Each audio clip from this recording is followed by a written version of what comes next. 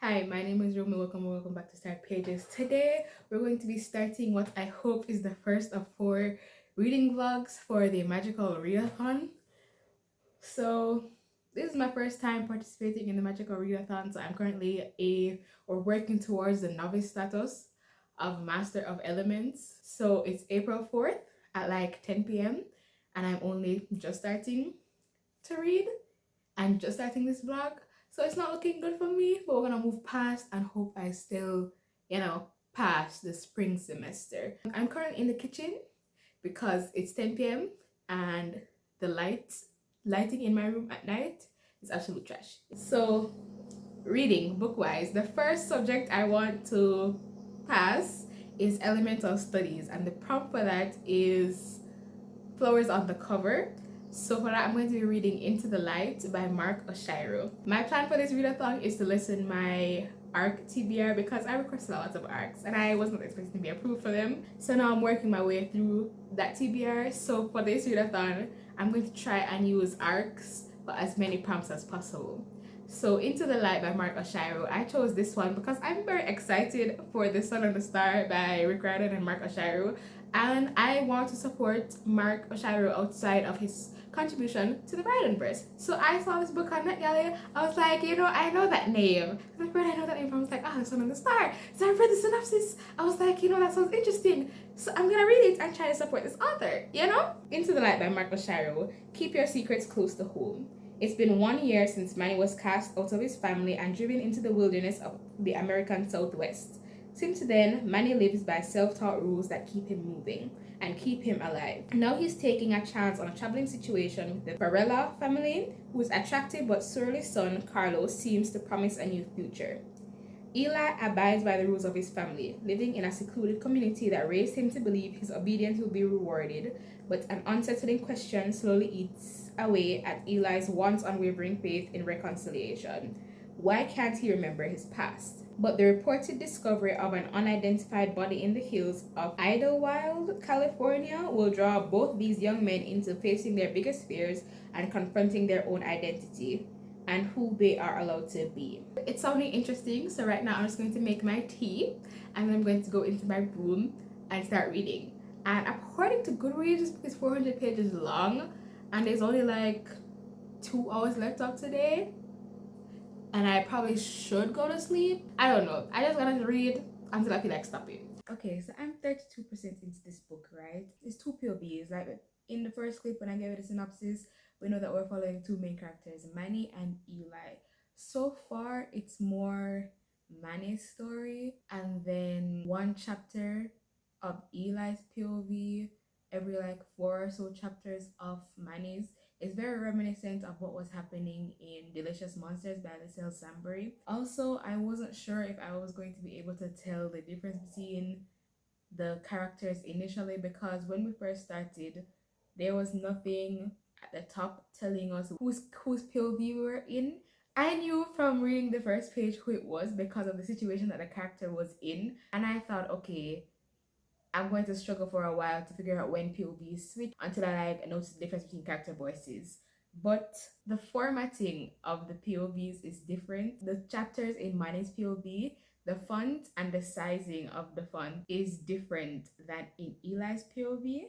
So I think that's interesting. The reason I came on here on this update is to update you on how I'm feeling generally, which is interesting.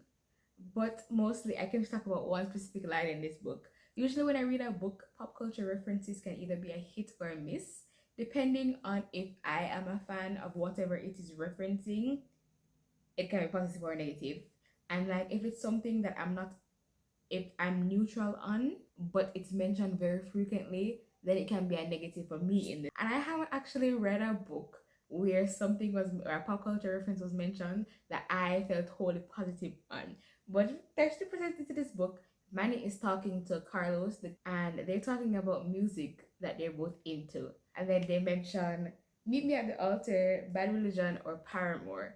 I listened to Meet Me at the Altar and Paramore and I got so excited. Anyway, if you guys like pop punk, and you like an all femme band with people of color, and they're really good. So anyway, that's what this is about. That was most of what it was about, but I tried to describe some other stuff in the elements. So it wasn't all about me at the altar being mentioned in the book, but that's what I was really excited about. But anyway, that's it. Till next time. So it's 104. I'm 47% into this book. Can you tell that I'm hooked? I'm going to stop at 50% and then read some fan fiction as a bedtime story and go to sleep.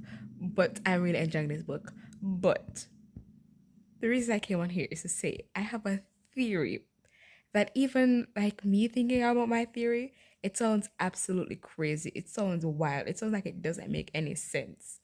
But I think my theory is correct. I'm not gonna say it because it's gonna be a spoiler. But I just want you to know that I have a theory that I think is probably ridiculous, absolutely ridiculous, not in the scope of possibility at all. But for some reason, I fully believe that this theory is going to turn out to be true.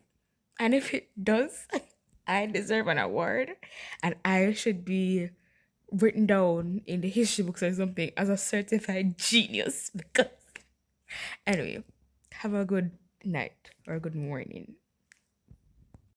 Listen, I literally just ended this clip. I just ended the last clip like a minute ago. But I just read 2 more pages.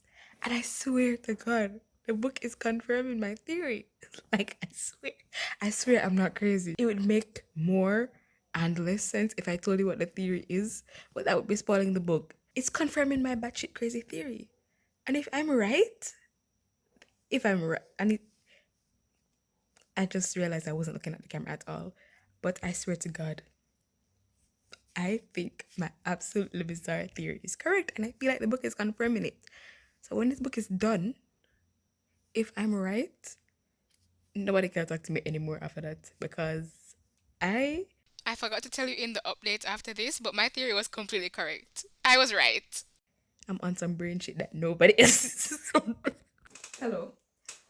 I am once again proving that I am a terrible vlogger because not only did I finish Into the Light, I started and finished another book, Check Please Book 1, and filmed the first clip when I was starting Into the Light on Wednesday, and today is Saturday. So yeah, I don't think I'm doing a good job. But anyway, I did finish Into the Light. I gave it 5 stars. I really, really loved Into the Light. And even though I really loved it, and even though I'm smiling right now, Into the Light is not a happy story, right? It's a sad story that's going to pull on your emotions, but it's also going to keep your attention from the very beginning to the very end. And in the words of Mark Oshiro himself, he said that Into the Light is a book that tackles the experience of Christian nationalism and adoption in the US. So yeah, very tough situation, very tough story. I personally felt that this story was more Manny's story than Manny and Eli, and you can see that Mark thought that too, or at least that was the point of the story, because it's a similar situation to what happened in Delicious Monsters by Lucille Sambury. Manny has like 5 chapters to every chapter from Eli. And unlike in Delicious Monsters, I actually didn't mind it here because, as I said, I thought it was more Manny's story than Manny and Eli's story. And then another thing with the writing that could have been an issue is how, like, the writing itself, especially in Manny's thought processes, like his internal monologue, that writing felt very stilted. A lot of times it wasn't written in like full sentences, like the beginning of the sentence. I don't know if you can do that. I don't know if you can call the beginning of a sentence abrupt, but it didn't feel like a full sentence. It was like a half thought, and usually I wouldn't like it. But you see, this one, it felt very appropriate. You know what I mean? It added to the atmosphere of the book. Speaking of the atmosphere, another formatting thing in this book that could have been a turn off for me but wasn't because it added to the atmosphere was the timeline of the book. So it's not that I want to describe it as a slightly non-linear timeline, and I want to say slightly because the book itself is not wholly non-linear because it starts at one point and then we're moving forward with a couple flashbacks. But in and of itself, the whole story is not non-linear, but it's not exactly linear. And that also added to the atmosphere and the emotions of Manny. So I liked it. The character work in this book was also great, also standout work. by Oshiro. So other than Manny, the other characters, Eli, the Varellas, like some characters that were introduced to in Manny's past when he was a part of Reconciliation, the character work was stand out. They all were fully fleshed out. They contributed to the story almost as much as Manny did. Like each character had a part to play in the story, and they were written extremely well. So yes, I highly recommend Into the Light by Mark Oshiro. But remember to check trigger warnings.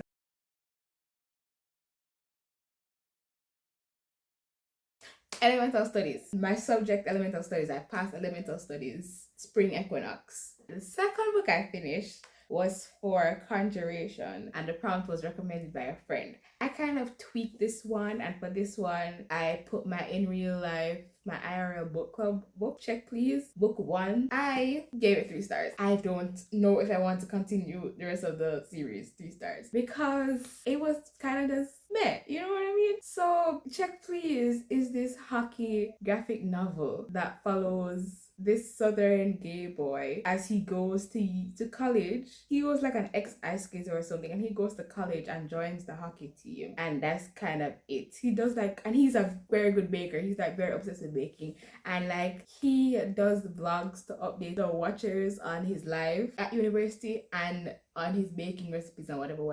And I'm like, okay, that sounds cool, that sounds cute. I know that in volume 2 he had a boyfriend who was on the hockey team at some point, and I'm like, okay, it's gonna be like a boys love graphic novel but also sports, and I'm like, cool. But then I didn't care because like the main character Bitty, he's cute. Like I don't mean physically cute, his personality is cute, and I didn't mind reading from his point of view, and I didn't mind watching or like reading about his updates in the vlog, right? The other characters in the book, the friendships, they were fine. That was done well. It was a cute, fun story to read.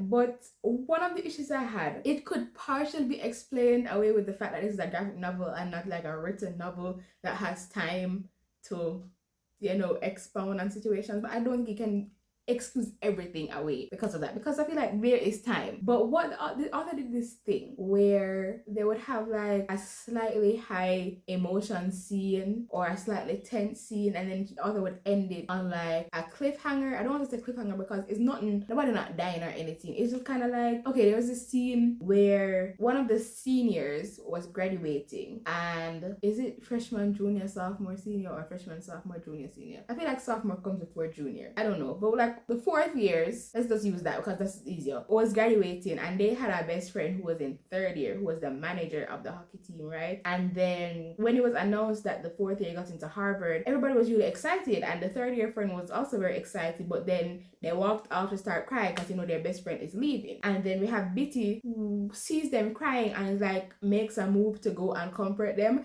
and then the scene ends there. And then in the very next chapter, we don't talk about that again at all. We don't talk about whether Bitty and them had a heart to heart or whatever. And that's not the only time it happens. It happens all the time. And I'm like, so we're not going to come to any conclusion or anything? No, we didn't. This is how it ends, and it happens so frequently. I was getting upset because like, why are you going to have these scenes, not finish the scenes, and then not mention the scenes anyway? Because right after that is a whole new storyline, like a whole new plot point. Like, we're not gonna talk about this. And then finally, I wasn't feeling the romance between Bitty and Jack. Jack was like the captain of the hockey team. I wasn't feeling it. Like, there was no romantic development. They have a couple conversations, and I'm like, okay, that's like a friendship thing, right? And then there were a couple scenes where like it could be used as a starting point for romantic development, not the romantic development itself. Like, this is a starting scene that said, okay, something is gonna happen here, but then nothing else happened. It was just those scenes that like, something's gonna happen here, nothing. Something's gonna happen here, nothing. And then there's no build up on that. And then in the end, they kiss, and I'm like, I was expecting it because I know in volume 2 they are together. But if I didn't know that, I wouldn't have been expecting it because I didn't see any of that. So yeah, 3 stars. That's my update. I was going to make coffee, so I'll see you whenever I see you.